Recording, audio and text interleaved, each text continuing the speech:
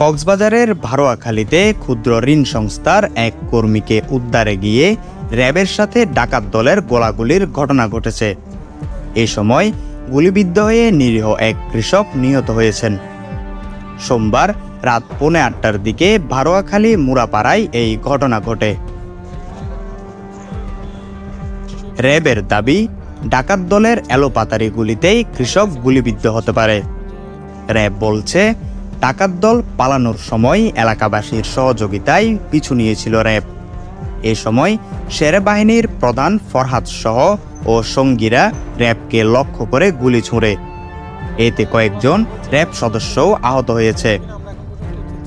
পরে ডাকাত দলের প্রধান ফরহাদকে আটক করা হয়।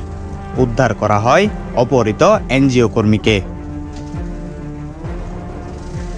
আমাদের কাছে ইনফরমেশন যে ছোট একটা ঘরের মতো, দোকানের মতো একটা ঘর আছে এলাকায়, নির্জন এলাকায়, সেখানে তাকে বেঁধে রেখে অত্যাচার করা হয় এবং সে অনুযায়ী আমরা যখন যাই এবং এই পার্টিকুলার এরিয়াটা যখন ঘেরাও করে ফেলা হয়, তারপরে ওখান থেকে বের হয়ে এই ডাকাত দলের সদস্যরা, বিশেষ করে শের বাহিনীর যে ফরহাদ, সে বের হয়ে তার গুলি দিয়ে এবং তার সাথে যে অন্যান্য সদস্য ছিল তারাও র্যাবকে লক্ষ্য করে গুলি বর্ষণ করে, এলোপাতারি গুলি বর্ষণ করে এবং র্যাব যখন তাকে ধাওয়া করে সে যখন দৌড়ায় এবং আমাদের সাথে এখানে আরও কিছু এলাকাবাসীও ছিল। আপনারা এলাকাবাসীরও কথা শুনেছেন তাদের মুখ থেকে।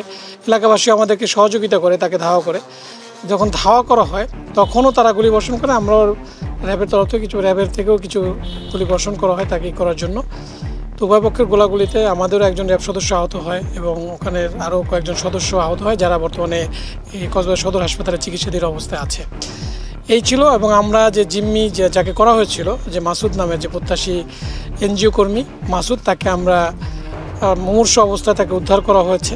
নিহতের ভাই ও স্থানীয়রা জানান, সন্ত্রাসীরা এলোপাথারি গুলি ছোড়ার কারণে কৃষক বায়তুল্লাহ খুলু গুলিবিদ্ধ হয়। পরে হাসপাতালে নিয়ে গেলে কর্তব্যরত চিকিৎসক তাকে মৃত ঘোষণা করেন। তাদের দাবি, ফরহাদ চিহ্নিত অপরাধী, তার হাতে অনেকে খুন হয়েছে। মাদক সহ নানা ধরনের অপরাধের সাথে তিনি যুক্ত রয়েছে বলে দাবি তাদের। ওই সন্ত্রাস ফরহাদ, ওই মুস্তাক, ওদেরকে ধরতে তো ওরা গুলাগুলি করছে। কার গুলিতে আমার ভাই নিহত হয়েছে এইটাও জানি না ভাই, আমি তো বাসাতে ছিলাম। তো ওই লোকটা যতটুকু লোক থাকবে ততটুকু লোকে মোবাইল কাজে ঢুকে ফেলবে। তাহলে এলাকার ত্রাস বলা যায়। হ্যাঁ, না গুলি তো প্রত্যেক দিন উনি তো নেশা বেছে, গুটি বেছে, গাঁজা বেছে সরাসরি। ওনার নাম ফরহাদ। যতটুকু আমার কাছে তথ্য ছিল, এই ফরহাদ বাহিনীর 8-10 জন লোক ওখানে নিয়মিত সাধারণ মানুষকে অন্যায় নির্যাতন করতো, প্রতিদিন ব্ল্যান্ড ফায়ার করতো। এই ফরহাদ, আমি এডিশনাল 4-এর দায়িত্বে আছি, ST 42/2000 মামলায় পলাতক আসামি।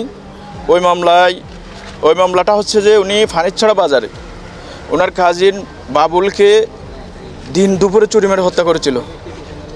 ওই মামলায় সকল সাক্ষী হয়েছে, একটা আয়ু সাক্ষীটা বাকি আছে, আগামী 14 তারিখ ধার্য তারিখ আছে। সেই ফরহাদ, এই ফরহাদের সাথে ভারোয়াখালীর যত প্রকার খুনি সন্ত্রাস আছে তাদের সাথে আনাগোনা ছিল। উনি নিয়মিত অস্ত্রশস্ত্র নিয়ে এই সুসজ্জিত অবস্থায় থাকতো। ফরহাদ সবসময় অস্ত্র নিয়ে চলাফেরা করতো। বর্তমানেও এই যে মারা হয়েছে সে তো একটু হতদরিদ্র। ঘটনা হয়েছে আপনার 7টা 30 মিনিটের সময়। ওইখানে আমরা কেউ এরকম জানি যে ওইভাবে হবে। ডাকাত পক্ষের লোক অনেক ভয়াবহ, ওনারা তো কাউকে কিছু চিনে না। তখন ওনারা তো ফায়ার করতেছে, এখন কাকে করতেছে, সাধারণ পাবলিক ছিল, অন্ধকার, ওইখানে ফায়ার করে দিছে। আর আমরা বয়ে পিছনে চলে গেছি। ওরা যখন ফায়ার করতেছে আমি পিছনে চলে গেছি। উদ্ধারের পর হাসপাতালের সাংবাদিকদের সাথে কথা বলেন অপহৃত ক্ষুদ্র ঋণ সংস্থা প্রত্যাশীর কর্মী। তিনি ভারোয়াখালীতে কর্মরত। তিনি জানান, সন্ধ্যায় হঠাৎ সশস্ত্র 2 জন ব্যক্তি মোবাইল ও টাকা ছিনতাইয়ের চেষ্টা করে। পরে বাধা দেওয়ার চেষ্টা করলে তাকে অপহরণ করে তাদের আস্তানায় নিয়ে যায়। এ সময় সেখানে তাকে মারধরও করা হয়।